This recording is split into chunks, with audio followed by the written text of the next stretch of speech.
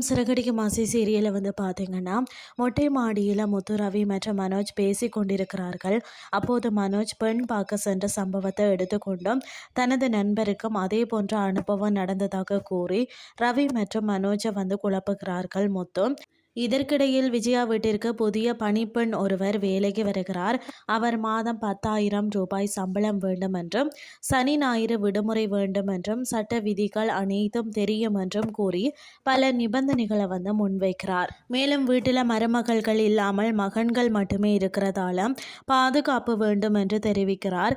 இதனால் விஜயாவும் அவர் சரியாக இருக்க மாட்டார் என்று நினைக்க அந்த பணிப்பெண்ணும் வேலை ஏற்காமல் சென்று விடுகிறார். மறுபக்கம் ரெஸ்டாரண்ட் ரவி புதிய டிஷ் ஒன்று செய்து ஸ்ருதியை சாப்பிட்டு பார்க்க சொல்கிறார். ஸ்ருதியும் அது மிகவும் நன்றாக இருப்பதாக பாராட்டுகிறார். அப்போது அங்கு வர மீனா நேற்று புதிதாக ஒரு பூக்கடை ஆரம்பித்ததாகவும் அதற்கு சிந்தாமணி உதவி செய்ததாகவும் அந்த கடைக்கு ரவியின் பேரை வச்சிருக்கிறதாகவும் கூறுகிறார்.